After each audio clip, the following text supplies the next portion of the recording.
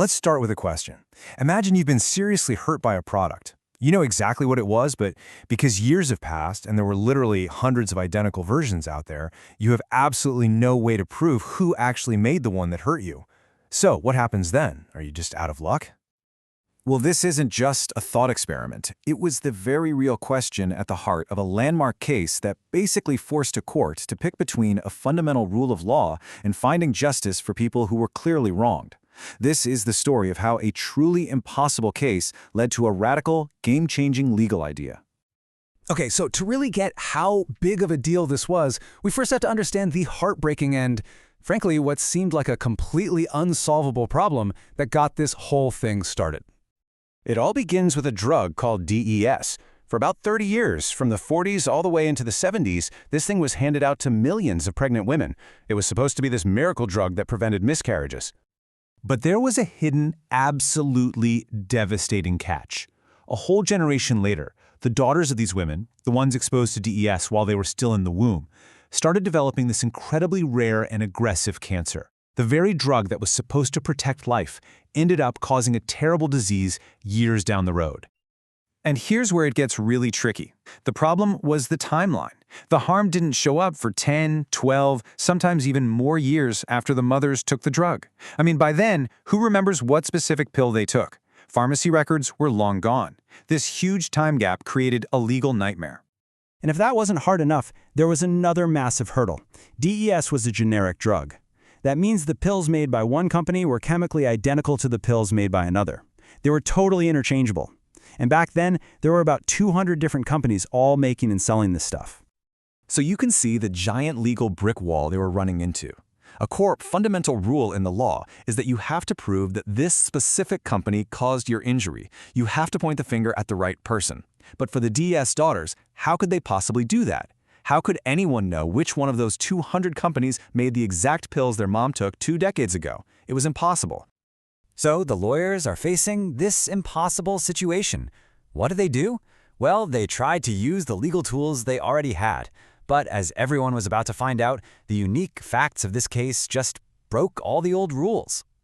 First, they tried something called alternative liability. This is based on a classic case with 2 hunters who both fire their guns negligently. The court said, okay, we don't know who fired the shot that hit the guy, so the burden is on you two to prove it wasn't you. But that only worked with 2 hunters. Here, you had 200 companies. The odds that the actual company was even in the lawsuit were pretty slim, so that didn't work. Next, they tried concert of action, which is basically a conspiracy theory. They argued all the companies worked together, but the court said nope. Just because they all used the same public formula and followed the same industry practices, that's not a conspiracy. That's just how business worked. Okay, so the old rulebook was completely useless here. You've got innocent plaintiffs, you've got negligent companies, and it looked like the legal system was just going to throw its hands up and say, sorry, can't help you. But that's when the California Supreme Court did something truly remarkable. They were at a crossroads. They could either stick rigidly to the old rules and tell these women, tough luck, or they could create something new. A new rule for a new kind of problem in a modern, industrial world. They chose to innovate. The court literally invented a new legal doctrine right then and there, market share liability. And the core idea was genius. They said, let's stop trying to prove the impossible, which company made the one pill, and let's start looking at the entire market they all created and profited from. For this new rule to kick in, though, you had to meet 4 conditions. First, all the companies you're suing had to have actually made the harmful drug. Second, the product had to be completely interchangeable or fungible, like those DES pills. Third, the victim couldn't identify the specific maker, and it couldn't be their fault. And finally, you had to sue enough companies to represent a substantial share of the total market. Okay, so that's the theory. But how does this actually work in practice? If you can't prove who's to blame, how on earth do you decide who pays for the damages in a way that's even remotely fair? The solution was actually really elegant. The court said, we're going to tie liability directly to market share. So if your company sold 45% of all the DES on the market back in the day, then you are responsible for 45% of the victim's damages. Simple as that. Your slice of the liability pie matches your slice of the market pie. Now, this wasn't just a free-for-all where everyone pays.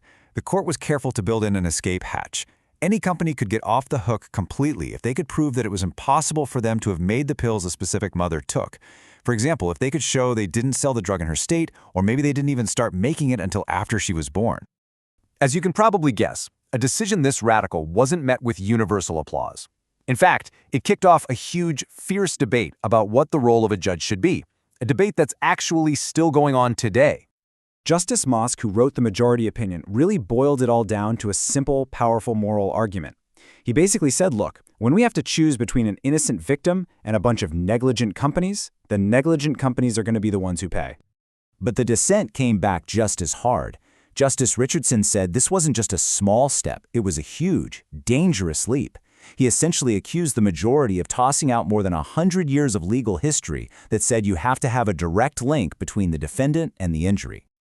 The dissent laid out some heavy arguments. They called it judicial activism, saying the court was acting like politicians making laws, not judges interpreting them. They argued it wasn't fair because it punished companies that were probably innocent in that specific case. They called it a deep pocket theory, just going after whoever has money. And they gave a serious warning that this kind of ruling would scare companies away from developing new, life-saving drugs in the future.